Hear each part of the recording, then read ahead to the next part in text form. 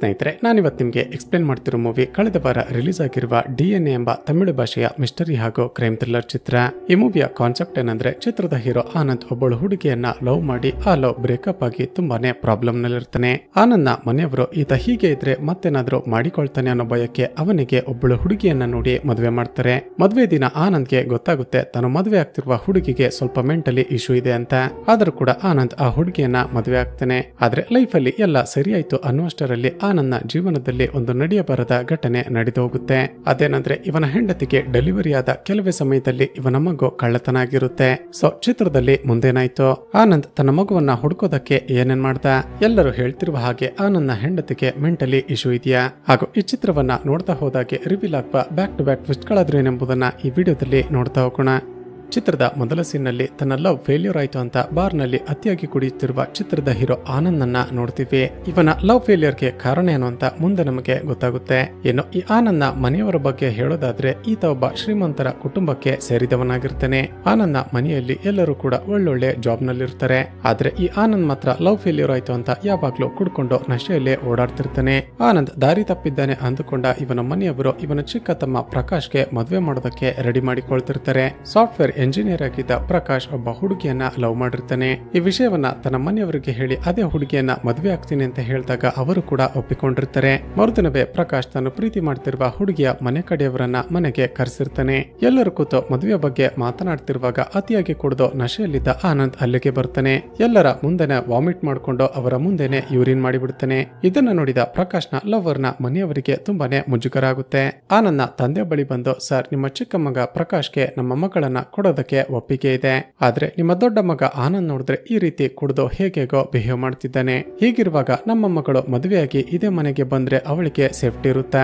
ದಯವಿಟ್ಟು ಆನಂದ್ನ ಸುಧಾರಿಸಿ ಆಮೇಲೆ ಬಂದು ನಮ್ಮ ಬಳಿ ಮಾತನಾಡಿ ಅಂತ ಹೇಳಿ ಅಲ್ಲಿಂದ ಹೊರಟು ಹೋಗ್ತಾರೆ. ಇದನ್ನು ನೋಡಿದ ಆನಂದ್ನ ಮನೆಯವರಿಗೆ ತುಂಬಾನೇ ಕೋಪ ಬರುತ್ತೆ. ಅದೇ ಕೋಪದಲ್ಲಿ ಆನಂದ್ನ ತಂದೆ, ಇನ್ಮುಂದೆ ನಿನಗೆ ನಮ್ಮ ಮನೆಯಲ್ಲಿ ಜಾಗ ಇಲ್ಲ ಅಂತ ಮನೆಯಿಂದ ಹೊರಗಡೆ ಹಾಕಿ ಬಿಡ್ತಾರೆ.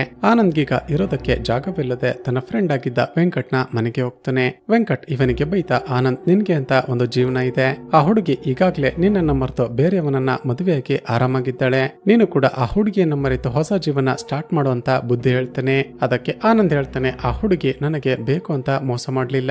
ತನ್ನ ಮನೆಯವರ ಪ್ರೆಷರ್ ನಿಂದಾಗಿ ಬೇರೆ ಮದುವೆಯನ್ನ ಆದ್ಲು.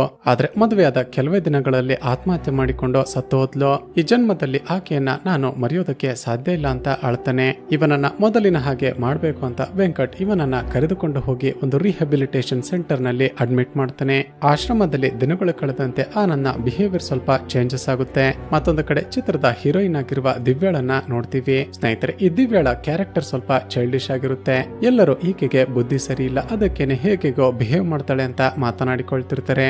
ಈಕೆಗೆ ಮದುವೆಯ ವಯಸ್ಸಾಗಿದ್ದ ಕಾರಣ ಈಕೆಗೆ ಮದುವೆ ಮಾಡೋದಕ್ಕೆ ಅಂತ ಈಕೆ ಮನೆಯವರು ಹಲವಾರು ಗಂಡುಗಳನ್ನ ಕರೆದುಕೊಂಡು ಬರ್ತಿರ್ತಾರೆ. ಆದ್ರೆ ಎಲ್ಲರೂ ಕೂಡ ಈಕೆ ಮಾತನಾಡುವ ರೀತಿಯನ್ನ ನೋಡಿ ಹಾಗೂ ಈಕೆ ಬಿಹೇವಿಯರ್ ಅನ್ನ ನೋಡಿ ಬೇಡ ಅಂತ ವಾಪಸ್ ಹೋಗ್ತಿರ್ತಾರೆ. ಈ ಬಾರಿ ಕೂಡ ದಿವ್ಯಾಳನ್ನ ನೋಡೋದಕ್ಕೆ ಅಂತ ಒಂದು ಹುಡುಗನ ಮನೆಯವರು ಬಂದಿರ್ತಾರೆ. ದಿವ್ಯಾಳ ತಾಯಿ ಈ ಬಾರಿ ಯಾವುದೇ ಕಾರಣಕ್ಕೂ ಯಾರ ಜೊತೆ ಕೂಡ ಮಾತನಾಡೋದಕ್ಕೆ ಹೋಗ್ಬೇಡ, ಹುಡುಗನ ಕಡೆಯವರಿಗೆ ಕೇವಲ ಕಾಫಿ ಕೊಟ್ಟು ಸುಮ್ಮನೆ ನಿಂತಿರ್ಬೇಕು ಅಂತ ವಾರ್ನ್ ಮಾಡಿ ಹೊರಗಡೆ ಕರೆದುಕೊಂಡು ಹೋಗ್ತಾಳೆ. ಆದ್ರೆ ಒಂದು ಪಾಯಿಂಟ್ ನಲ್ಲಿ ಹುಡುಗನ ಕಡೆಯವರು ಈಕೆಗೆ ಏನೋ ಪ್ರಶ್ನೆ ಕೇಳ್ತಾರೆ. ಆಗ ದಿವ್ಯಾ ಮಾತನಾಡೋದಕ್ಕೆ ಸ್ಟಾರ್ಟ್ ಮಾಡಿದವಳು ಸ್ಟಾಪೇ ಮಾಡೋದಿಲ್ಲ. ಈಕೆ ಬಿಹೇವಿಯರ್ ನೋಡಿದ ಹುಡುಗನ ಕಡೆಯವರು ಈಕೆಗೆ ಮೋಸ್ಟ್ಲಿ ಮೆಂಟಲಿ ಇಶ್ಯೂ ಇರಬೇಕು ಅಂದುಕೊಂಡು ಹೊರಟು ಹೋಗ್ತಾರೆ. ಈ ಕಡೆ ಆನಂದ್ನ ಮನೆಯವರು ಸುಮಾರು 6 ತಿಂಗಳ ನಂತರ ಇವನನ್ನ ಮನೆಗೆ ಕರೆದುಕೊಂಡು ಬರ್ತಾರೆ. ಈಗ ಆನಂದ್ನ ಬಿಹೇವಿಯರ್ ನಾರ್ಮಲ್ ಆಗಿದ್ದ ಕಾರಣ ತಕ್ಷಣವೇ ಇವನಿಗೆ ಮದುವೆ ಮಾಡಿಬಿಡೋಣ ಅಂತ ಡಿಸೈಡ್ ಮಾಡ್ತಾರೆ. ಸೇಮ್ ಟೈಮ್ಸ್ ದಿವ್ಯಾನ ಮನೆಯವರು ಕೂಡ ಆಕೆಗೆ ಮದುವೆ ಮಾಡೋದಕ್ಕೆ ನೋಡ್ತಿದ್ರಲ್ವಾ. ಒಬ್ಬ ಮದುವೆ ಬ್ರೋಕರ್ನ ಸಹಾಯದಿಂದ ಆನಂದ್ನ ಮನೆಯವರು ದಿವ್ಯಾಳ ಮನೆಗೆ ಹುಡುಗಿ ನೋಡೋದಕ್ಕೆ ಅಂತ ಬರ್ತಾರೆ. ಆನಂದ್ನ ತಂದೆ ಏನನ್ನು ಮುಚ್ಚಿಡೋದು ಬೇಡ ಅಂತ ಹುಡುಗಿಯ ಮನೆಯವರಿಗೆ ತನ್ನ ಮಗ ಒಬ್ಬಳು ಹುಡುಗಿಯನ್ನ ಪ್ರೀತಿ ಮಾಡಿ ನಂತರ ಅದು ಬ್ರೇಕಪ್ ಆಗಿದ್ರ ಬಗ್ಗೆ ಎಲ್ಲವನ್ನ ಎಕ್ಸ್ಪ್ಲೇನ್ ಮಾಡ್ತಾನೆ. ಈ ಕಡೆ ದಿವ್ಯಾಳ ತಂದೆ ತಾಯಿಗೆ ತಮ್ಮ ಮಗಳಿಗೆ ಹುಡುಗನನ್ನ ಹುಡುಕಿ ಸಾಕಾಗಿರುತ್ತೆ. ಮೊದಲು ದಿವ್ಯಾಗೆ ಮದುವೆ ಆದ್ರೆ ಸಾಕು ಅಂತ ಆನಂದನ್ನ ಓಕೆ ಮಾಡ್ತಾರೆ. ಮದುವೆಯ ರಿಸೆಪ್ಷನ್ ನಲ್ಲಿ ದಿವ್ಯಾಳ ಬಿಹೇವಿಯರ್ ನೋಡಿದ ಆನಂದ್ಗೆ ಅರ್ಥ ಆಗುತ್ತೆ, ಈ ದಿವ್ಯ ಸ್ವಲ್ಪ ವಿಚಿತ್ರ ಕ್ಯಾರೆಕ್ಟರ್ ನ ಹುಡುಗಿ ಅಂತ. ಹೀಗೆ ಮದುವೆ ಆದ ನಂತರ ಆನಂದ್ ದಿವ್ಯಾಳನ್ನ ತುಂಬಾನೇ ಚೆನ್ನಾಗಿ ನೋಡಿಕೊಳ್ತಿರ್ತಾನೆ. ಇಬ್ಬರು ಒಬ್ಬರನ್ನೊಬ್ಬರು ಅರ್ಥ ಮಾಡ್ಕೊಂಡು ಸಂತೋಷದಿಂದ ಜೀವನವನ್ನ ನಡೆಸ್ತಿರ್ತಾರೆ. ಕೆಲವು ದಿನಗಳ ನಂತರ ತನ್ನ ಹೆಂಡತಿ ಪ್ರೆಗ್ನೆಂಟ್ ಆಗಿದ್ದಾಳೆ ಅಂತ ಗೊತ್ತಾಗಿ ಆನಂದ್ಗೆ ತುಂಬಾನೇ ಖುಷಿ ಆಗುತ್ತೆ. ಇಲ್ಲಿಗೆ ಸೀನ್ ಕಟ್ಟಾಗಿ ನಂತರದ ಸೀನ್ ನಲ್ಲಿ ಒಬ್ಬರು ಅಜ್ಜಿ ಗವರ್ಮೆಂಟ್ ಹಾಸ್ಪಿಟಲ್ಗೆ ಬರ್ತಿರೋದನ್ನ ನೋಡ್ತೀವಿ. ಅಜ್ಜಿ ಎರಡು ಕೈಯಲ್ಲೂ ದೊಡ್ಡ ದೊಡ್ಡ ಬ್ಯಾಗ್ ಗಳಲ್ಲಿ ಸ್ನಾಕ್ಸ್ ಗಳನ್ನ ತಂದಿರ್ತಾಳೆ. ಹಾಸ್ಪಿಟಲ್ ನ ಹೆರಿಗೆ ಹೆರಿಗೆ ವಾರ್ಡ್ಗೆ ಹೋಗಿ ಅಲ್ಲಿದ್ದ ಪೇಷಂಟ್ ಗಳಿಗೆ ಸ್ನಾಕ್ಸ್ ಗಳನ್ನ ಸೇಲ್ ಮಾಡ್ತಿರ್ತಾಳೆ. ನಂತರದ ಸೀನ್ ನಲ್ಲಿ ನೋಡಿದ್ರೆ ಶಾಕಿಂಗ್ಲಿ ಆ ಅಜ್ಜಿ ಯಾರಿಗೋ ಗೊತ್ತಾಗದ ಹಾಗೆ ಆಗ ತಾನೇ ಹುಟ್ಟಿದ್ದ ಒಂದು ಮಗುವನ್ನ ಕಳ್ಳತನ ಮಾಡ್ತಾಳೆ.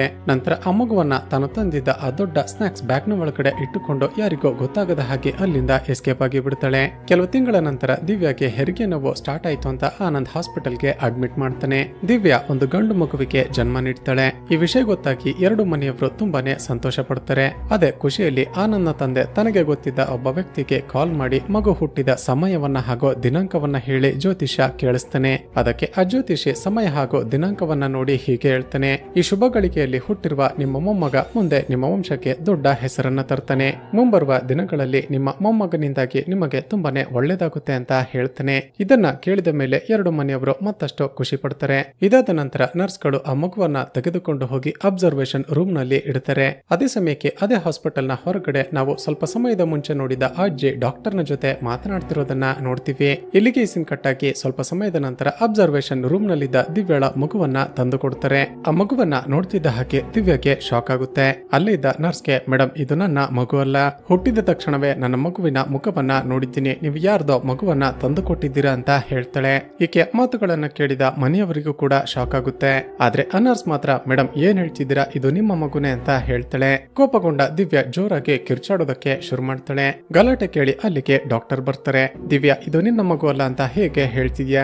ಮಗು ಹುಟ್ಟಿದ ತಕ್ಷಣವೇ ಅದರ ಕೈಗೆ ಒಂದು ಟ್ಯಾಗ್ ಅನ್ನ ಹಾಕ್ತಿವಿ. ಅದರಲ್ಲಿ ತಂದೆ ತಾಯಿಯ ಹೆಸರು ಹಾಗೂ ಹುಟ್ಟಿದ ಸಮಯ ಮೆನ್ಷನ್ ಆಗಿರುತ್ತೆ.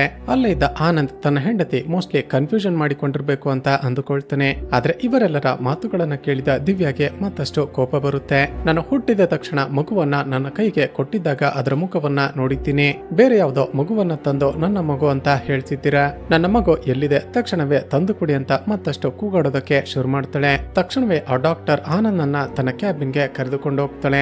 ಆನಂದ್ ತುಂಬಾನೇ ರೇರ್ ಕೇಸಸ್ ಗಳಲ್ಲಿ ಒಂದು ತಾಯಿ ಮಗುವಿಗೆ ಜನ್ಮ ಕೊಟ್ಟಾಗ ಈ ರೀತಿ ಕನ್ಫ್ಯೂಷನ್ ಗಳು ಸ್ಟಾರ್ಟ್ ಆಗುತ್ತೆ. ನಿನ್ನ ಹೆಂಡತಿಗೆ ಮೊದಲು ಏನಾದ್ರೂ ಮೆಂಟಲಿ ಇಶ್ಯೂಸ್ ಇತ್ತ ಅಂತ ಕೇಳ್ತಾಳೆ. ಅದಕ್ಕೆ ಆನಂದ್ ಹೌದು ಅಂತ ದಿವ್ಯಾ ಮದುವೆಗೆ ಮುಂಚೆ ಹೇಗೆ ಬಿಹೇವ್ ಮಾಡ್ತಿದ್ಲೋ ಅದನ್ನೆಲ್ಲ ಎಕ್ಸ್ಪ್ಲೇನ್ ಮಾಡ್ತಾನೆ. ಅದಕ್ಕೆ ಆ ಡಾಕ್ಟರ್ ಹೇಳ್ತಾಳೆ, ಸರಿ ತಲೆ ಕೆಡಿಸಿಕೊಳ್ಳುವ ಅವಶ್ಯಕತೆ ಇಲ್ಲ, ನಾನು ದಿವ್ಯಾಗೆ ಒಂದಷ್ಟು ಮೆಡಿಸಿನ್ ಗಳನ್ನ ಬರೆದು ಕೊಡ್ತೀನಿ. ಆ ಮೆಡಿಸಿನ್ ಗಳನ್ನ 3 ತಿಂಗಳು ಕಂಟಿನ್ಯೂ ಮಾಡಿ ದಿವ್ಯಾಳನ್ನ ಇವತ್ತೇ ಡಿಸ್ಚಾರ್ಜ್ ಮಾಡ್ಕೊಂಡು ನಿಮ್ಮ ಮನೆಗೆ ಕರೆದುಕೊಂಡು ಹೋಗ್ಬೋದು ಅಂತ ಹೇಳ್ತಾಳೆ. ಈಗ ಈ ಡಾಕ್ಟರ್ ನ ಬಿಹೇವಿಯರ್ ನೋಡಿದ ಆನಂದ್ಗೂ ಕೂಡ ಅನುಮಾನ ಶುರುವಾಗುತ್ತೆ. ಒಂದು ವೇಳೆ ನನ್ನ ಹೆಂಡತಿ ಹೇಳ್ತಿರೋದು ನಿಜ ಇರಬಹುದಾ ಅಂತ ತಕ್ಷಣ ಪೊಲೀಸ್ ಸ್ಟೇಷನ್ಗೆ ಹೋಗಿ ಕಂಪ್ಲೇಂಟ್ ಕೊಡ್ತಾನೆ. ಈ ವಿಷಯ ಗೊತ್ತಾಗ್ತಿದ್ದ ಹಾಗೆ ಪೊಲೀಸರು ಆನಂದ್ ನ ಜೊತೆ ಮತ್ತೆ ಆ ಹಾಸ್ಪಿಟಲ್ಗೆ ಬಂದು ಎಲ್ಲ ಸಿಸಿಟಿವಿ ಕ್ಯಾಮ್ರಾಗಳನ್ನ ಚೆಕ್ ಮಾಡ್ತಾರೆ. ಆದ್ರೆ ಯಾವ ಸಿಸಿಟಿವಿ ಕ್ಯಾಮ್ರಾಗಳಲ್ಲೂ ಕೂಡ ಅನುಮಾನಾಸ್ಪದವಾಗಿ ಏನೋ ರೆಕಾರ್ಡ್ ಆಗಿರೋದಿಲ್ಲ. ಇದನ್ನ ನೋಡಿದ ಆ ಪೊಲೀಸ್ ಕೂಡ ಆನಂದ್ಗೆ ಹೀಗೆ ಹೇಳ್ತಾನೆ, ಆನಂದ್ ಆ ಡಾಕ್ಟರ್ ಹೇಳಿದ ಹಾಗೆ ನಿಮ್ಮ ಹೆಂಡತಿ ಕನ್ಫ್ಯೂಸ್ ಆಗಿರ್ಬೇಕು. ಹಾಸ್ಪಿಟಲ್ ನಲ್ಲಿ ನಿಮ್ಮ ಮಗುವನ್ನ ಯಾರು ಕೂಡ ಎಕ್ಸ್ಚೇಂಜ್ ಮಾಡಿಲ್ಲ. ನನ್ಗ್ಯಾಕೋ ನೀವೇ ಓವರ್ ರಿಯಾಕ್ಟ್ ಮಾಡ್ತಿದ್ದೀರಾ ಅಂತ ಅನ್ಸುತ್ತೆ. ನಿಮ್ಮ ಹೆಂಡತಿ ದಿವ್ಯಾಗೆ ನೀವೇ ಅರ್ಥ ಮಾಡಿಸಿ ಅಂತ ಹೇಳಿ ಅಲ್ಲಿಂದ ಹೊರಟು ಹೋಗ್ತಾನೆ. ಈ ಕಡೆ ದಿವ್ಯಾ ಮನೆಗೆ ಡಿಸ್ಚಾರ್ಜ್ ಆಗಿ ಬಂದ ನಂತರ ಕೂಡ ಇದು ನನ್ನ ಮಗು ಅಲ್ಲ, ನನ್ನ ಮಗುವನ್ನ ಯಾರೋ ತೆಗೆದುಕೊಂಡು ಹೋಗಿದ್ದಾರೆ, ನನಗೆ ನನ್ನ ಮಗು ಬೇಕು ಅಂತ ಹಠ ಮಾಡೋದಕ್ಕೆ ಶುರು ಮಾಡ್ತಾಳೆ. ಈಗ ತನ್ನ ಹೆಂಡತಿ ಇಷ್ಟೊಂದು ಕಾನ್ಫಿಡೆಂಟ್ ಆಗಿ ಹೇಳ್ತಿರೋದನ್ನ ನೋಡಿದ ಆನಂದ್ಗೆ ತಲೆ ಕೆಡುತ್ತೆ. ತಕ್ಷಣವೇ ತನಗೆ ಗೊತ್ತಿದ್ದ ಒಬ್ಬ ಲಾಯರ್ ಬಳಿ ಹೋಗಿ DNA ಟೆಸ್ಟ್ ಅನ್ನ ಮಾಡಿಸೋದಕ್ಕೆ ಕೇಳಿಕೊಳ್ತಾನೆ. ಅದಕ್ಕೆ ಆ ಲಾಯರ್ ಹೇಳ್ತಾನೆ, ಆನಂದ್ ನೀನೇನಾದ್ರೂ ಕೋರ್ಟ್ ನಲ್ಲಿ ಅರ್ಜಿ ಹಾಕಿ ಲೀಗಲ್ ಆಗಿ DNA ಟೆಸ್ಟ್ ಅನ್ನ ಮಾಡಿಸ್ಬೇಕು ಅಂದ್ರೆ ತುಂಬಾನೇ ಲೇಟ್ ಆಗುತ್ತೆ. ನನಗೆ ಒಬ್ಬರು ಡಾಕ್ಟರ್ ಗೊತ್ತಿದ್ದಾರೆ, ಅವರ ಜೊತೆ ಮಾತಾಡ್ತೀನಿ, ನೀನು ಪ್ರೈವೇಟ್ ಆಗಿ DNA ಟೆಸ್ಟ್ ಅನ್ನ ಮಾಡಿಸು ಅಂತ ಹೇಳ್ತಾನೆ. ತಕ್ಷಣವೇ ಆನಂದ್ ದಿವ್ಯಾಗೆ ಗೊತ್ತಾಗದ ಹಾಗೆ ಆ ಮಗುವಿನ ಸ್ಯಾಂಪಲ್ ಅನ್ನ ಹಾಗೂ ತನ್ನ ಸ್ಯಾಂಪಲ್ ಅನ್ನ ಕೊಟ್ಟು DNA ಟೆಸ್ಟ್ ಮಾಡಿಸ್ತಾನೆ. ಆ DNA ಟೆಸ್ಟ್ ನ ರಿಪೋರ್ಟ್ ಬಂದಾಗ ಗೊತ್ತಾಗುತ್ತೆ ಶಾಕಿಂಗ್ಲಿ ಆ ಮಗು ದಿವ್ಯಾ ಹಾಗೂ ಆನಂದ್ನದ್ದು ಅಲ್ಲ ಅಂತ. ಇದನ್ನ ನೋಡಿದ ಆನಂದ್ ಹಾಗೂ ಅವನ ಫ್ರೆಂಡ್ ವೆಂಕಟ್ಗೆ ಒಂದೇ ಸಾರಿ ಶಾಕ್ ಆಗಿ ಬಿಡುತ್ತೆ. ಇದರ ಅರ್ಥ ತನ್ನ ಹೆಂಡತಿ ಇಷ್ಟು ದಿನ ಹೇಳಿದ್ದೆಲ್ಲ ನಿಜಾನೇ, ಆ ಮಗು ನನ್ನದಲ್ಲ ಅಂದ ಮೇಲೆ ನನ್ನ ಮಗು ಎಲ್ಲಿದೆ, ಮಗುಗೆ ಏನಾಯ್ತು ಅಂತ ತಲೆ ಕೆಡುತ್ತೆ. ತಕ್ಷಣವೇ ಆ ರಿಪೋರ್ಟ್ ಅನ್ನ ತೆಗೆದುಕೊಂಡು ಪೊಲೀಸ್ ಸ್ಟೇಷನ್ಗೆ ಹೋಗಿ ಎಲ್ಲವನ್ನ ಎಕ್ಸ್ಪ್ಲೇನ್ ಮಾಡ್ತಾನೆ. ಆದರೆ ಮೊದಲೇ ಲೇಜಿ ಹಾಗೂ ಕರಪ್ಟ್ ಆಗಿದ್ದ ಆ ಇನ್ಸ್ಪೆಕ್ಟರ್ ಇನ್ನೇನೋ 2 ದಿನಗಳಲ್ಲಿ ರಿಟೈರ್ಡ್ ಆಗ್ತಿದ್ದ ಒಬ್ಬ ಸಬ್ ಇನ್ಸ್ಪೆಕ್ಟರ್ ನನ್ನ ಈ ಕೇಸ್ಗೆ ಅಸೈನ್ ಮಾಡ್ತಾನೆ. ಸ್ನೇಹಿತರೆ, ಈ ಸಬ್ ಇನ್ಸ್ಪೆಕ್ಟರ್ ಇನ್ನೇನೋ ರಿಟೈರ್ಡ್ ಆಗೋ ಏಜ್ ನಲ್ಲಿದ್ರು ಕೂಡ ತುಂಬಾನೇ ಹಾನೆಸ್ಟ್ ಆಗೋ ಸ್ಟ್ರಿಕ್ಟ್ ಆಫೀಸರ್ ಆಗಿರ್ತಾನೆ. ತಕ್ಷಣವೇ ಆನಂದ್ ಜೊತೆ ಸೇರಿ ಇವನ ಮಗು ಏನಾಯ್ತು ಅಂತ ಹುಡುಕೋದಕ್ಕೆ ಶುರು ಮಾಡ್ತಾನೆ. ಆಗ ಒಬ್ಬ ಸೀನಿಯರ್ ಆಫೀಸರ್ ನಿಂದ ಗೊತ್ತಾಗೋದೇನಂದ್ರೆ ಈ ರೀತಿ ಕಳ್ಳತನ ಆಗುವ ಮಕ್ಕಳನ್ನ ಬೇರೆ ಬೇರೆ ಕಡೆ ಸಾಗಿಸಲಾಗುತ್ತೆ. ಒಂದು ವೇಳೆ ಹೆಣ್ಣು ಮಗು ಕಳ್ಳತನ ಆದ್ರೆ ಅದನ್ನ ಫಾರಿನ್ ಗೆ ಮಾರಲಾಗುತ್ತೆ. ಗಂಡು ಮಗು ಆಗಿದ್ರೆ ಬೈ ಚಾನ್ಸ್ ಅದು ಇಂಡಿಯಾದಲ್ಲಿ ಇರೋದಕ್ಕೂ ಕೂಡ ಚಾನ್ಸ್ ಇದೆ ಅಂತ ಹೇಳ್ತಾನೆ. ಹೀಗೆ ಮಗು ಕಳೆದು 4 ದಿನ ಆದ್ರೂ ಕೂಡ ಆನಂದ್ಗೆ ತನ್ನ ಮಗು ಎಲ್ಲಿದೆ ಅದಕ್ಕೇನಾಯ್ತು ಅಂತಾನೆ ಗೊತ್ತಾಗೋದಿಲ್ಲ. ಅದೇ ಸಮಯಕ್ಕೆ ಚೆನ್ನೈನಲ್ಲಿದ್ದ ಒಬ್ಬ ಪೊಲೀಸ್ ಇನ್ಫಾರ್ಮರ್ ಈ ಸಬ್ ಇನ್ಸ್ಪೆಕ್ಟರ್ಗೆ ಕಾಲ್ ಮಾಡ್ತಾನೆ. ಸರ್, ನೀವು ಮಕ್ಕಳ ಕಳ್ಳರ ಬಗ್ಗೆ ಇನ್ಫಾರ್ಮೇಶನ್ ಕಲೆಕ್ಟ್ ಮಾಡೋದಕ್ಕೆ ಹೇಳಿದ್ರಲ್ಲ, ಈ ದಿನ ರಾತ್ರಿ ಚೆನ್ನೈನ ಔಟ್ಸ್ಕರ್ಟ್ ನಲ್ಲಿರುವ ಒಂದು ಏರಿಯಾದಲ್ಲಿ ಒಂದು ಪೂಜೆಯಲ್ಲಿ ಮಗುವನ್ನ ಬಲಿ ಕೊಡಬೇಕು ಅಂತ ಡಿಸೈಡ್ ಮಾಡಿದ್ದಾರಂತೆ. ತಕ್ಷಣ ನೀವು ಅಲ್ಲಿಗೆ ಹೋಗಿ ಎನ್ಕ್ವೈರಿ ಮಾಡಿದ್ರೆ ನೀವು ಹುಡುಕ್ತಿರುವ ಮಗು ಸಿಗ್ಬಹುದು ಅಂತ ಹೇಳ್ತಾನೆ. ಆ ದಿನ ರಾತ್ರಿ ಆನಂದ್ ಹಾಗೂ ಸಬ್ ಇನ್ಸ್ಪೆಕ್ಟರ್ ಆ ಇನ್ಫಾರ್ಮರ್ ಹೇಳಿದ ಏರಿಯಾಗೆ ಹೋಗಿ ಪೂಜೆ ಮಾಡ್ತಿರುವ ಜಾಗವನ್ನ ಹುಡುಕ್ತಾರೆ. ಶಾಕಿಂಗ್ಲಿ ಒಂದಷ್ಟು ಜನ ತಾಂತ್ರಿಕರು ಸೇರಿ ಒಂದು ಮಗುವನ್ನ ಬಲಿ ಕೊಡೋದಕ್ಕೆ ಪೂಜೆ ಮಾಡ್ತಿರ್ತಾರೆ. ತಕ್ಷಣವೇ ಆನಂದ್ ಹಾಗೂ ಸಬ್ ಇನ್ಸ್ಪೆಕ್ಟರ್ ಅಲ್ಲಿದ್ದವರ ಜೊತೆ ಫೈಟ್ ಮಾಡಿ ಆ ಮಗುವನ್ನ ಕಾಪಾಡ್ತಾರೆ. ಅದು ಕೂಡ ಗಂಡು ಮಗುನೇ ಆಗಿದ್ದ ಕಾರಣ ತಕ್ಷಣವೇ ಆನಂದ್ ಆ ಮಗುವನ್ನ ಮನೆಗೆ ತೆಗೆದುಕೊಂಡು ಬಂದು ದಿವ್ಯಾಗೆ ತೋರಿಸ್ತಾನೆ. ಆ ಮಗುವನ್ನ ನೋಡಿದ ದಿವ್ಯಾ ಇದು ನನ್ನ ಮಗು ಅಲ್ಲ ಅಂತ ಹೇಳ್ತಾಳೆ. ಹಾಗಾದ್ರೆ ಈ ಮಗುವನ್ನ ಎಲ್ಲಿಂದಲೋ ಕದ್ದಿದ್ದಾರೆ ಅಂತ ಗೊತ್ತಾಗಿ ಎಲ್ಲ ನ್ಯೂಸ್ ಮೀಡಿಯಾಗಳಲ್ಲಿ ಇದನ್ನ ಪಬ್ಲಿಷ್ ಮಾಡಿಸ್ತಾರೆ. ಆಗ ಗೊತ್ತಾಗುತ್ತೆ ಚೆನ್ನೈನ ಒಂದು ಗವರ್ಮೆಂಟ್ ಹಾಸ್ಪಿಟಲ್ ನಿಂದ ಒಂದು ಗಂಡು ಮಗುವನ್ನ ಕಳ್ಳತನ ಮಾಡಲಾಗಿತ್ತು ಅಂತ. ತಕ್ಷಣವೇ ಆ ಮಗುವನ್ನ ಕಳೆದುಕೊಂಡಿರುವ ತಂದೆ ತಾಯಿಗಳ ಡೀಟೇಲ್ಸ್ ಗಳನ್ನ ಕಲೆಕ್ಟ್ ಮಾಡಿಕೊಳ್ಳೋದಕ್ಕೆ ಅಂತ ಇಬ್ಬರು ಹಾಸ್ಪಿಟಲ್ಗೆ ಹೋಗ್ತಾರೆ. ಸಬ್ ಇನ್ಸ್ಪೆಕ್ಟರ್ ಒಳಗಡೆ ಹೋಗಿದ್ದಾಗ ಆನಂದ್ ಅಲ್ಲೇ ಇದ್ದ ಒಂದು ಕಟ್ಟೆ ಮೇಲೆ ಕುಳಿತುಕೊಳ್ತಾನೆ. ಅದೇ ಸಮಯಕ್ಕೆ ಚಿತ್ರದಲ್ಲಿ ನಾವು ಆಗಾಗ ನೋಡ್ತಿರುವ ಆ ಮಕ್ಕಳ ಕಳ್ಳಿ ಅಜ್ಜಿ ಅಲ್ಲಿಗೆ ಬರ್ತಾಳೆ. ಈ ಬಾರಿ ಕೂಡ ಆಕೆ ಕೈಯಲ್ಲಿ 2 ದೊಡ್ಡ ದೊಡ್ಡ ಸ್ನಾಕ್ಸ್ ನ ಬ್ಯಾಗ್ ಗಳಿರುತ್ತೆ. ಆ ಅಜ್ಜಿ ಸುಧಾರಿಸಿಕೊಳ್ಳೋದಕ್ಕೆ ಅಂತ ಬಂದು ಆನಂದ್ ನ ಪಕ್ಕದಲ್ಲೇ ಕುಳಿತುಕೊಳ್ತಾಳೆ. ನೋಡಿದ್ರೆ ಶಾಕಿಂಗ್ಲಿ ಈ ಬಾರಿ ಕೂಡ ಆ ಅಜ್ಜಿ ಒಂದು ಮಗುವನ್ನ ಕಳ್ಳತನ ಮಾಡಿ ತನ್ನ ಚೀಲದಲ್ಲಿ ಇಟ್ಟುಕೊಂಡಿರ್ತಾಳೆ. ಸ್ವಲ್ಪ ಸಮಯದ ನಂತರ ಆ ಅಜ್ಜಿ ಅಲ್ಲಿಂದ ಹೊರಡ್ತಾಳೆ. ಅಜ್ಜಿಯ ಕೈಯಲ್ಲಿದ್ದ ಚೀಲದಲ್ಲಿ ಏನೋ ಸೌಂಡ್ ಆಗ್ತಿರುವ ರೀತಿ ಆನಂದ್ಗೆ ಕೇಳಿಸುತ್ತೆ. ಅನುಮಾನ ಬಂದು ಅಜ್ಜಿಯನ್ನೇ ಅಬ್ಸರ್ವ್ ಮಾಡಿದಾಗ ಚೀಲದ ಒಳಗಡೆ ಇದ್ದ ಆ ಮಗು ತನ್ನ ಕೈಯನ್ನ ಹೊರಗಡೆ ಚಾಚುತ್ತೆ. ಇದನ್ನ ನೋಡಿ ಒಂದೇ ಸರಿ ಶಾಕ್ ಆದ ಆನಂದ್ ತಕ್ಷಣವೇ ಅಜ್ಜಿಯನ್ನ ಫಾಲೋ ಮಾಡೋದಕ್ಕೆ ಶುರು ಮಾಡ್ತಾನೆ. ಅಜ್ಜಿ ಎಲ್ಲಿಗೆ ಹೋಗ್ತಾಳೆ ಅಂತ ಆಕೆಯನ್ನೇ ಫಾಲೋ ಮಾಡ್ತಾ ಬಂದಾಗ ಆಕೆ ಒಂದು ಏರಿಯಾದಲ್ಲಿದ್ದ ತನ್ನ ಮನೆಯ ಒಳಗಡೆ ಹೋಗ್ತಾಳೆ. ನಂತರ ತಾನು ಕದ್ದಿದ್ದ ಆ ಮಗುವನ್ನ ಒಬ್ಬ ವ್ಯಕ್ತಿಗೆ ಹ್ಯಾಂಡ್ ಓವರ್ ಮಾಡ್ತಾಳೆ. ಆ ವ್ಯಕ್ತಿ ತಕ್ಷಣವೇ ಅಲ್ಲಿಂದ ಎಲ್ಲಿಗೋ ಹೊರಡ್ತಾನೆ. ಈಗ ಆನಂದ್ ಆ ವ್ಯಕ್ತಿಯನ್ನ ಕೂಡ ಫಾಲೋ ಮಾಡೋದಕ್ಕೆ ಶುರು ಮಾಡ್ತಾನೆ. ಹಾಗೂ ಆ ಸಬ್ ಇನ್ಸ್ಪೆಕ್ಟರ್ಗೆ ಕಾಲ್ ಮಾಡಿ ತನ್ನ ಲೊಕೇಶನ್ ಅನ್ನ ಟ್ರೇಸ್ ಔಟ್ ಮಾಡ್ತಾ ಬನ್ನಿ ಅಂತ ಹೇಳ್ತಾನೆ. ಈಗ ಆ ವ್ಯಕ್ತಿ ಸಿಟಿಯಿಂದ ಹೊರಗಡೆ ಇದ್ದ ಒಂದು ಅಂಡರ್ ಕನ್ಸ್ಟ್ರಕ್ಷನ್ ಬಿಲ್ಡಿಂಗ್ ನ ಒಳಗಡೆ ಹೋಗ್ತಾನೆ. ಅಷ್ಟರಲ್ಲಿ ಆ ವ್ಯಕ್ತಿಗೆ ತನ್ನನ್ನ ಯಾರೋ ಫಾಲೋ ಮಾಡ್ತಿದ್ದಾರೆ ಅಂತ ಗೊತ್ತಾಗಿ ಬಿಡುತ್ತೆ. ಅಲ್ಲೇ ಇದ್ದ ತನ್ನ ಗ್ಯಾಂಗ್ ನವರ ಜೊತೆ ಸೇರಿ ಆನಂದ್ ಅನ್ನ ಹೊಡೆಯೋದಕ್ಕೆ ಶುರು ಮಾಡ್ತಾರೆ. ಆದ್ರೆ ಅಷ್ಟರಲ್ಲಿ ಸ್ಟಾಫ್ ನ ಜೊತೆ ಅಲ್ಲಿಗೆ ಬಂದ ಸಬ್ ಇನ್ಸ್ಪೆಕ್ಟರ್ ಆ ರೌಡಿಗಳಿಗೆ ಸರಿಯಾಗಿ ಹೊಡೆದು ಆನಂದ್ ಅನ್ನ ಕಾಪಾಡ್ತಾನೆ. ಸರಿಯಾಗಿ ಹೊಡೆದು ವಿಚಾರಿಸಿದಾಗ ಅಜ್ಜಿಯ ಕೈಯಿಂದ ಮಗುವನ್ನ ಈಸ್ಕೊಂಡಿದ್ದ ಆ ವ್ಯಕ್ತಿ ಹೇಳೋದೇನಂದ್ರೆ, ಸರ್, ನನಗೆ ಒಬ್ಬ ಬಾಸ್ ಇದ್ದಾನೆ. ಆತ ಕಾಲ್ ಮಾಡಿ ಗಂಡು ಅಥವಾ ಹೆಣ್ಣು ಮಗು ಬೇಕು ಅಂತ ಹೇಳ್ತಾನೆ. ನಾನು ತಕ್ಷಣವೇ ಅಜ್ಜಿಯನ್ನ ಕಾಂಟ್ಯಾಕ್ಟ್ ಮಾಡಿ ಆತ ಹೇಳಿದ ಮಗುವನ್ನ ಕಳ್ಳತನ ಮಾಡೋದಕ್ಕೆ ಹೇಳ್ತೀನಿ. ಅಜ್ಜಿ ನಮ್ಮ ಬಳಿ ದುಡ್ಡನ್ನ ಇಸ್ಕೊಂಡು ಗವರ್ಮೆಂಟ್ ಹಾಸ್ಪಿಟಲ್ ನಿಂದ ಮಕ್ಕಳನ್ನ ಕಳ್ಳತನ ಮಾಡ್ತಾಳೆ. ಹಾಗೆ ಕಳ್ಳತನ ಮಾಡಿದ ಆ ಮಗುವನ್ನ ನಮ್ಮ ಬಾಸ್ಗೆ ಹ್ಯಾಂಡ್ ಓವರ್ ಮಾಡ್ತೀನಿ. ಇದನ್ನ ಬಿಟ್ರೆ ನನ್ಗೇನು ಕೂಡ ಗೊತ್ತಿಲ್ಲ ಸರ್ ಅಂತ ಹೇಳ್ತಾನೆ. ಈಗ ಇವನ ಬಾಸ್ ನನ್ನ ಅರೆಸ್ಟ್ ಮಾಡೋದಕ್ಕೆ ಆನಂದ್ ಹಾಗೂ ಸಬ್ ಇನ್ಸ್ಪೆಕ್ಟರ್ ಒಂದು ಐಡಿಯಾ ಮಾಡ್ತಾರೆ. ಅವನ ಕೈಯಿಂದಲೇ ಕಾಲ್ ಮಾಡಿಸಿ ಮಗು ಸಿಕ್ಕಿದೆ ತಕ್ಷಣವೇ ಬನ್ನಿ ಅಂತ ಹೇಳಿಸ್ತಾರೆ. ಸ್ವಲ್ಪ ಸಮಯದ ನಂತರ ಒಬ್ಬ ವ್ಯಕ್ತಿ ಕಾರ್ ನಲ್ಲಿ ಅಲ್ಲಿಗೆ ಬರ್ತಾನೆ. ಆದ್ರೆ ತನ್ನ ಹುಡುಗರನ್ನ ಪೊಲೀಸರು ಅರೆಸ್ಟ್ ಮಾಡಿದ್ದಾರೆ ಅಂತ ಅನುಮಾನ ಬಂದು ತಕ್ಷಣವೇ ಅಲ್ಲಿಂದ ಎಸ್ಕೇಪ್ ಆಗಿ ಬಿಡ್ತಾನೆ. ಆನಂದ್ ಹಾಗೂ ಸಬ್ ಇನ್ಸ್ಪೆಕ್ಟರ್ ಕಾರ್ ನಲ್ಲಿ ಬಂದಿದ್ದವರು ಯಾರು ಅಂತ ನೋಡೋದಕ್ಕೆ ಟ್ರೈ ಮಾಡ್ತಾರೆ. ಆದ್ರೆ ಅವನ ಮುಖ ಕಾಣಿಸೋದೇ ಇಲ್ಲ. ತಕ್ಷಣವೇ ಆನಂದ್ ಅವನ ಕಾರ್ನನ್ನ ತುಂಬಾ ಹೊತ್ತು ಚೇಸ್ ಮಾಡಿ ಹಿಡಿತಾನೆ. ಸ್ನೇಹಿತರೆ, ಈಗ ನಮ್ಗೆ ಗೊತ್ತಾಗುತ್ತೆ ಆ ಕಾರ್ ನಲ್ಲಿ ಕೂತಿರುವ ವ್ಯಕ್ತಿ ಹೆಸರು ಮೂರ್ತಿ ಅಂತ. ಆನಂದ್ ಆ ಮೂರ್ತಿಯ ಜೊತೆ ತುಂಬಾ ಹೊತ್ತು ಫೈಟ್ ಮಾಡಿ ಅವನನ್ನ ಪೊಲೀಸ್ ಸ್ಟೇಷನ್ಗೆ ಎಳೆದುಕೊಂಡು ಬರ್ತಾನೆ. ಈಗ ಪೊಲೀಸರು ಮೂರ್ತಿಗೆ ಸರಿಯಾಗಿ ಹೊಡೆದು ಹೇಳು, ಇದನ್ನೆಲ್ಲ ಯಾಕೆ ಮಾಡ್ತಿದ್ಯಾ? ನೀವು ಕದ್ದಿರುವ ಮಕ್ಕಳೆಲ್ಲ ಎಲ್ಲಿವೆ? ಆನಂದ್ನ ಮಗುವನ್ನ ಕೂಡ ನೀನೇನ ಕದ್ದಿರೋದು ಅಂತ ಸರಿಯಾಗಿ ಹೊಡೆದು ಎನ್ಕ್ವೈರಿ ಮಾಡ್ತಾರೆ. ಸ್ನೇಹಿತರೆ, ಈ ಮೂರ್ತಿಗೆ ಸರಿಯಾಗಿ ಹೊಡೆದು ಎನ್ಕ್ವೈರಿ ಮಾಡಿದಾಗ ನಮಗೆ ಒಂದು ವಿಷಯ ಗೊತ್ತಾಗುತ್ತೆ. ಅದೇನಂದ್ರೆ ಈ ಮೂರ್ತಿ ಮ್ಯಾನ್ ಪವರ್ ಹಾಗೂ ಹೌಸ್ ಕೀಪಿಂಗ್ ಏಜೆನ್ಸಿಯನ್ನ ನಡೆಸ್ತಿರ್ತಾನೆ. ತನ್ನ ಏಜೆನ್ಸಿ ಮೂಲಕ ಈ ಮೂರ್ತಿ ಗವರ್ಮೆಂಟ್ ಹಾಸ್ಪಿಟಲ್ ಗಳಲ್ಲಿ ನರ್ಸ್ ಗಳನ್ನ ಹಾಗೂ ಸೆಕ್ಯೂರಿಟಿ ಗಾರ್ಡ್ ಗಳನ್ನ ಅಪಾಯಿಂಟ್ಮೆಂಟ್ ಮಾಡಿಸ್ತಿರ್ತಾನೆ. ಸರ್, ನನ್ನ ಮೇಲೆ ರಾಜೇಂದ್ರನ್ ಎಂಬ ಒಬ್ಬ ವ್ಯಕ್ತಿ ಇದ್ದಾನೆ. ಆತ ಆಗಾಗ ಕಾಲ್ ಮಾಡಿ ತನಗೆ ಯಾವ ಮಗು ಬೇಕು ಅಂತ ಹೇಳ್ತಾನೆ. ಸರ್, ಆ ರಾಜೇಂದ್ರನ್ ಒಂದು ದೊಡ್ಡ ನೆಟ್ವರ್ಕ್ ಅನ್ನೇ ನಡೆಸ್ತಿದ್ದಾನೆ. ಆತ ಯಾವ ಜಾಗದಲ್ಲಿ ಯಾವ ಮಗುವನ್ನ ಕಳ್ಳತನ ಮಾಡಬೇಕು ಅಂತ ಇನ್ಸ್ಟ್ರಕ್ಷನ್ ಕೊಡ್ತಾನೆ. ಆತ ಹೇಳಿದ ಹಾಗೆ ನನ್ನ ಮಗುವನ್ನ ಕಳ್ಳತನ ಮಾಡಿಸಿ ಅವನಿಗೆ ಹ್ಯಾಂಡ್ ಓವರ್ ಮಾಡ್ತೀನಿ. ಬದಲಿಗೆ ಆತ ನನಗೆ ಸಾಕಷ್ಟು ದುಡ್ಡನ್ನ ಕೊಡ್ತಾನೆ. ಸರ್, ಕದ್ದ ಮಗುವನ್ನ ಆ ರಾಜೇಂದ್ರನ್ ಏನ್ ಮಾಡ್ತಾನೆ? ಅವನಿಗೆ ಕಳ್ಳತನ ಮಾಡಿಸೋದಕ್ಕೆ ಯಾರು ಹೇಳ್ತಿದ್ದಾರೋ ನನಗೆ ನಿಜವಾಗಿಯೂ ಗೊತ್ತಿಲ್ಲ ಸರ್ ಅಂತ ಹೇಳ್ತಾನೆ. ತಕ್ಷಣವೇ ಆನಂದ್ ಹಾಗೂ ಆ ಸಬ್ ಇನ್ಸ್ಪೆಕ್ಟರ್ ಆ ರಾಜೇಂದ್ರನ್ ಬಗ್ಗೆ ಎನ್ಕ್ವೈರಿ ಮಾಡೋದಕ್ಕೆ ಶುರು ಮಾಡ್ತಾರೆ. ಸ್ನೇಹಿತರೆ, ಈಗ ಗೊತ್ತಾಗೋದೇನಂದ್ರೆ ಇವರು ಹುಡುಕ್ತಿರುವ ಆ ರಾಜೇಂದ್ರನ್ ಒಬ್ಬ ದೊಡ್ಡ ಬಿಸ್ನೆಸ್ ಮ್ಯಾನ್. ರಾಜೇಂದ್ರನ್ ಆ ಸಿಟಿಯಲ್ಲೇ ದೊಡ್ಡ ಏಜೆನ್ಸಿ ಕಂಪನಿಯನ್ನ ಹೊಂದಿರ್ತಾನೆ. ಅಂದ್ರೆ ಆ ರಾಜೇಂದ್ರನ್ ಸಿಟಿಯಲ್ಲಿರುವ ದೊಡ್ಡ ದೊಡ್ಡ ಹಾಸ್ಪಿಟಲ್ ಗಳಿಗೆ ಡಾಕ್ಟರ್ಸ್ ಗಳನ್ನ ಹಾಗೂ ಸ್ಟಾಫ್ ಗಳನ್ನ ಅಲಾಟ್ ಮಾಡ್ತಿರ್ತಾನೆ. ಜೊತೆಗೆ ಮತ್ತಷ್ಟು ಎನ್ಕ್ವೈರಿ ಮಾಡಿದಾಗ ಗೊತ್ತಾಗುತ್ತೆ ಆ ರಾಜೇಂದ್ರನ್ ಈ ಹಿಂದೆ ದೊಡ್ಡ ರೌಡಿ ಶೀಟರ್ ಆಗಿದ್ದ ಅಂತ. ಅವನನ್ನ ಇನ್ನೇನು ಹೋಗಿ ಅರೆಸ್ಟ್ ಮಾಡಬೇಕು ಅನ್ನೋಷ್ಟರಲ್ಲಿ ಶಾಕಿಂಗ್ಲಿ ಆಪೋಸಿಟ್ ಗ್ಯಾಂಗ್ ನ ಹುಡುಗರು ಅವನನ್ನ ಸಾಯಿಸಿ ಬಿಡುತ್ತಾರೆ. ಇದನ್ನ ನೋಡಿದ ಆನಂದ್ ಹಾಗೂ ಸಬ್ ಇನ್ಸ್ಪೆಕ್ಟರ್ಗೆ ಈಗ ಮತ್ತಷ್ಟು ತಲೆ ಕೆಡುತ್ತೆ. ಇದ್ದ ಒಬ್ಬ ಸಸ್ಪೆಕ್ಟ್ ಕೂಡ ಸತ್ತು ಹೋದ. ಈಗ ತಮ್ಮ ಮಗುವನ್ನ ಹೇಗೆ ಹುಡುಕೋದು ಅಂತ ತುಂಬಾನೇ ತಲೆ ಕೆಡುತ್ತೆ. ಮರುದಿನ ಸತ್ತು ಹೋಗಿರುವ ಆ ರಾಜೇಂದ್ರನ ಮನೆಯಲ್ಲಿ ಅಂತಿಮ ಸಂಸ್ಕಾರ ನಡೀತಿರುತ್ತೆ. ಸಬ್ ಇನ್ಸ್ಪೆಕ್ಟರ್ ಹಾಗೂ ಆನಂದ್ ಅಲ್ಲಿಗೆ ಹೋಗಿ ಎನ್ಕ್ವೈರಿ ಮಾಡ್ತಿದ್ದಾಗ ಅಲ್ಲಿಗೆ ವರದರಾಜನ್ ಎಂಬ ಒಬ್ಬ ದೊಡ್ಡ ಬಿಸ್ನೆಸ್ ಮ್ಯಾನ್ ಬರ್ತಾನೆ. ಸ್ನೇಹಿತರೆ, ಈ ವರದರಾಜನ್ ತುಂಬಾನೇ ಶ್ರೀಮಂತ ಬಿಸ್ನೆಸ್ ಮ್ಯಾನ್ ಆಗಿರ್ತಾನೆ. ಈ ವರದರಾಜನನ್ನ ನೋಡಿದ ಆನಂದ್ಗೆ ಅನುಮಾನ ಬರುತ್ತೆ. ಸತ್ತಿರನು ನೋಡಿದ್ರೆ ಹಿಂದೆ ಒಬ್ಬ ದೊಡ್ಡ ರೌಡಿ ಶೀಟರ್ ಆಗಿದ್ದವನು. ಅಂತವನ ಅಂತಿಮ ಸಂಸ್ಕಾರಕ್ಕೆ ಈ ವರದರಾಜನ್ ಅಂತ ಶ್ರೀಮಂತ ಯಾಕೆ ಬಂದಿದ್ದಾನೆ ಅಂತ ಯೋಚನೆ ಮಾಡ್ತಾನೆ. ಇಲ್ಲಿಗೆ ಸೀನ್ ಕಟ್ ಆಗಿ ಮರುದಿನ ಬೆಳಿಗ್ಗೆ ದಿವ್ಯ ಹಾಗೂ ಆನಂದ್ ಹೋಗಿ ಹಾಸ್ಪಿಟಲ್ ನಲ್ಲಿ ತಮಗೆ ಎಕ್ಸ್ಚೇಂಜ್ ಆಗಿದ್ದ ಆ ಮಗುವಿನ ತಂದೆ ತಾಯಿಗೆ ಮಗುವನ್ನ ಹ್ಯಾಂಡ್ ಓವರ್ ಮಾಡ್ತಾರೆ.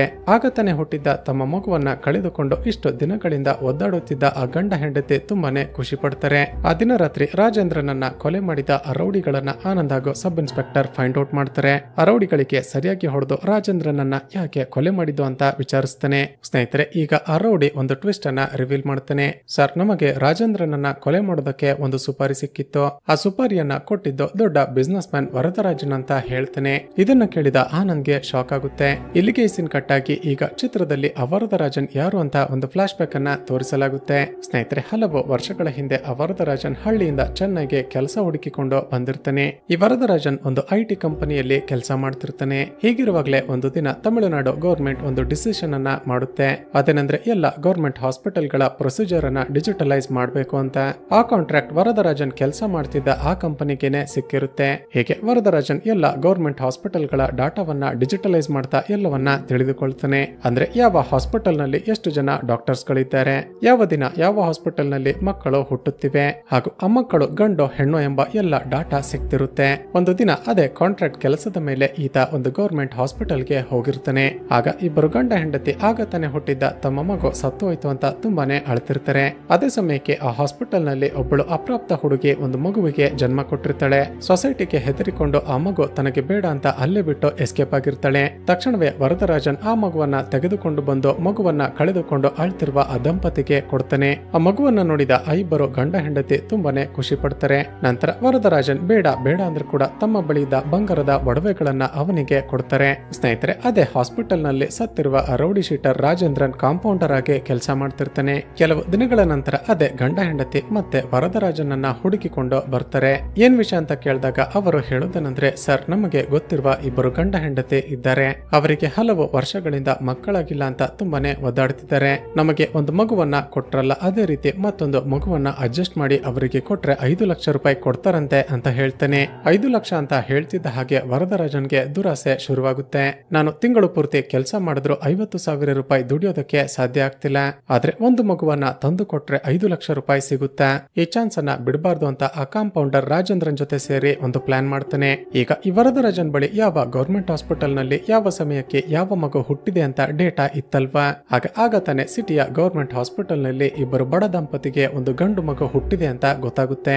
ತಕ್ಷಣವೇ ರಾಜೇಂದ್ರನ ಸಹಾಯದಿಂದ ಆ ಮಗುವನ್ನ ಕಳ್ಳತನ ಮಾಡಿಸಿ 5 ಲಕ್ಷ ರೂಪಾಯಿ ಸಂಪಾದನೆ ಮಾಡ್ತಾನೆ. ಹೀಗೆ ದಿನಗಳು ಕಳೆದಂತೆ ಶಾಕಿಂಗ್ಲಿ ರಾಜೇಂದ್ರನ್ ಹಾಗೂ ವರದರಾಜನ್ ಸೇರಿ ಇದನ್ನೇ ಬಿಸ್ನೆಸ್ ಮಾಡಿಕೊಳ್ತಾರೆ. ಹೀಗಿರುವಾಗಲೇ ಫಾರಿನ್ ಅಲ್ಲಿ ವಾಸ ಮಾಡ್ತಿರುವ ಇಬ್ಬರು NRI ಗಂಡ ಹೆಂಡತಿ ರಾಜೇಂದ್ರನ್ ಹಾಗೂ ವರದರಾಜನ್ ಬಳಿ ಬಂದಿರ್ತಾರೆ. ಇವರಿಬ್ಬರು ಪರ್ಟಿಕ್ಯುಲರ್ ಆಗಿ ಒಂದು ರಾಶಿಯಲ್ಲಿ ಹುಟ್ಟುವ ಗಂಡು ಮಗು ಬೇಕು ಅಂತ ಡಿಮ್ಯಾಂಡ್ ಮಾಡಿರ್ತಾರೆ. ಯಾಕಂದ್ರೆ ಇವರ ಪ್ರಕಾರ ಇವರು ಹೇಳ್ತಿರುವ ರಾಶಿಯಲ್ಲಿ ಹುಟ್ಟುವ ಮಗು ಮುಂದೆ ತುಂಬಾನೇ ಸಕ್ಸಸ್ಫುಲ್ ವ್ಯಕ್ತಿ ಆಗ್ತಾನೆ. ಹಾಗೂ ತಾವು ಹೇಳ್ತಿರುವ ರಾಶಿಯಲ್ಲಿ ಹುಟ್ಟುವ ಮಗುವನ್ನ ತಂದು ಕೊಟ್ರೆ 2 ಕೋಟಿ ರೂಪಾಯಿ ಕೊಡ್ತೀವಿ ಅಂತ ಆಫರ್ ಮಾಡ್ತಾರೆ. ಇನ್ನೇನಿದೆ, ರಾಜೇಂದ್ರನ್ ಹಾಗೂ ವರದರಾಜನ್ ಇಬ್ಬರು ಸೇರಿ ತಮ್ಮ ಬಳಿ ಇರುವ ಎಲ್ಲ ಹಾಸ್ಪಿಟಲ್ ಗಳ ಡೀಟೇಲ್ಸ್ ಗಳನ್ನ ಚೆಕ್ ಮಾಡ್ತಾರೆ. ಆಗ ಸದ್ಯದಲ್ಲಿ 3 ಕಪಲ್ಸ್ಗೆ ಡೆಲಿವರಿ ಆಗುತ್ತೆ ಅಂತ ಗೊತ್ತಾಗುತ್ತೆ.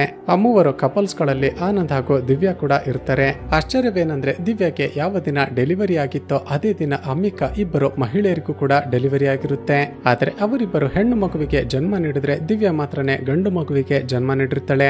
ಈಗ ವರದರಾಜನ್ ಹಾಗೂ ರಾಜೇಂದ್ರನ್ ಸೇರಿ ಒಂದು ಐಡಿಯಾ ಮಾಡ್ತಾರೆ. ಆ ಹಾಸ್ಪಿಟಲ್ ನಲ್ಲಿ ಇಬ್ಬರು ಟ್ವಿನ್ ಸಿಸ್ಟರ್ಸ್ ಕೆಲಸ ಮಾಡ್ತಿರ್ತಾರೆ. ಅದರಲ್ಲಿ ಒಬ್ಬ ಸಿಸ್ಟರ್ಗೆ ದುಡ್ಡಿನ ಆಸೆ ತೋರಿಸಿ ದಿವ್ಯಾಳ ಮಗುವನ್ನ ಎಕ್ಸ್ಚೇಂಜ್ ಮಾಡಿಬಿಡ್ತಾರೆ. ಅಂದ್ರೆ ಹಿಂದಿನ ದಿನ ಹುಟ್ಟಿದ್ದ ಒಂದು ಗಂಡು ಮಗುವನ್ನ ತೆಗೆದುಕೊಂಡು ಹೋಗಿ ದಿವ್ಯಾಳ ಮಗು ಅಂತ ಇಟ್ಟಿರ್ತಾರೆ. ನಂತರ ವರದರಾಜನ್ ಆ ದಿವ್ಯಾಳ ಮಗುವನ್ನ NRI ಗಂಡ ಹೆಂಡತಿಗೆ ಕೊಟ್ಟು 2 ಕೋಟಿ ರೂಪಾಯಿ ಇಸ್ಕೊಂಡಿರ್ತಾನೆ. ಇದಾಗಿ ಕೆಲವು ದಿನಗಳ ನಂತರ ವರದರಾಜನ್ಗೆ ಗೊತ್ತಾಗಿರುತ್ತೆ ಪೊಲೀಸರು ಈ ಕೇಸನ್ನ ಇನ್ವೆಸ್ಟಿಗೇಟ್ ಮಾಡ್ತಿದ್ದಾರೆ ಅಂತ. ರಾಜೇಂದ್ರನ್ ಏನಾದ್ರೂ ಪೊಲೀಸರಿಗೆ ಸಿಕ್ಕಿ ತನ್ನ ಬಗ್ಗೆ ಹೇಳಿಬಿಟ್ರೆ ಏನ್ ಮಾಡೋದು ಅಂತ ಅವನನ್ನ ಸುಪಾರಿ ಕೊಟ್ಟು ಕೊಲೆ ಮಾಡಿಸಿರ್ತಾನೆ. ಈಗ ದಿವ್ಯಾಳ ಮಗುವನ್ನ ತೆಗೆದುಕೊಂಡಿದ್ದ INRI ಕಪಲ್ಸ್ ಮತ್ತೆ ವರದರಾಜನ್ಗೆ ಕಾಲ್ ಮಾಡ್ತಾರೆ. ಸರ್, ನಮ್ಮ ಫ್ರೆಂಡ್ಗೂ ಕೂಡ ಮತ್ತೊಂದು ಮಗು ಬೇಕಾಗಿದೆ ಅಂತ ಆಫರ್ ಕೊಡ್ತಾರೆ. ಬೇರೆ ಎಲ್ಲಾದ್ರೂ ಮೀಟ್ ಆದ್ರೆ ಅನುಮಾನ ಬರ್ಬೋದು ಅಂತ ವರದರಾಜನ್ ಆ ಇಬ್ಬರಿಗೂ ದೇವಸ್ಥಾನಕ್ಕೆ ಬರೋದಕ್ಕೆ ಹೇಳ್ತಾನೆ. ಅದೇ ಸಮಯಕ್ಕೆ ದಿವ್ಯಾ ಹಾಗೂ ಆನಂದ್ ಕೂಡ ಅದೇ ದೇವಸ್ಥಾನಕ್ಕೆ ಬಂದಿರ್ತಾರೆ. ಕೋಇನ್ಸಿಡೆಂಟ್ಲಿ INRI ಕಪಲ್ಸ್ ಆನಂದ್ ಹಾಗೂ ದಿವ್ಯಾ ಎಲ್ಲರೂ ಒಂದೇ ಸಮಯಕ್ಕೆ ದರ್ಶನಕ್ಕೆ ಬಂದಿರ್ತಾರೆ. ಜೋರಾದ ಪೂಜೆ ಶಬ್ದ ಕೇಳ್ತಿದ್ದ ಹಾಗೆ ದಿವ್ಯಾಳ ಮಗು ಜೋರಾಗಿ ಅಳೋದಕ್ಕೆ ಶುರು ಮಾಡುತ್ತೆ. ಪಕ್ಕದಲ್ಲಿ ಇದ್ದ ದಿವ್ಯಾ ಮಗುವನ್ನ ನಾನು ಸಮಾಧಾನ ಮಾಡ್ತೀನಿ ಅಂತ ಈಸ್ಕೊತಾಳೆ. ಆಬ್ವಿಯಸ್ಲಿ ಆ ಮಗು ದಿವ್ಯಾಳದ್ದೇ ಆಗಿದ್ದ ಕಾರಣ ಈಕೆ ಕೈಗೆ ಬರ್ತಿದ್ದ ಹಾಗೆ ಆ ಮಗು ಅಳೋದನ್ನ ಸ್ಟಾಪ್ ಮಾಡಿಬಿಡುತ್ತೆ. ಅಷ್ಟರಲ್ಲಿ ಅಲ್ಲಿಗೆ ಬಂದ ವರದರಾಜನ್ ದಿವ್ಯಾ ಹಾಗೂ ಆನಂದನ್ನ ನೋಡಿ ಒಂದೇ ಸಾರಿ ಶಾಕ್ ಆಗಿ ಬಿಡ್ತಾನೆ. ಈ ಕಡೆ ದಿವ್ಯಾಗೆ ಆ ಮಗುವನ್ನ ನೋಡ್ತಿದ್ದ ಹಾಗೆ ಇದು ನನ್ನದೇ ಮಗು ಅಲ್ವಾ ಅಂತ ಅನುಮಾನ ಶುರುವಾಗುತ್ತೆ.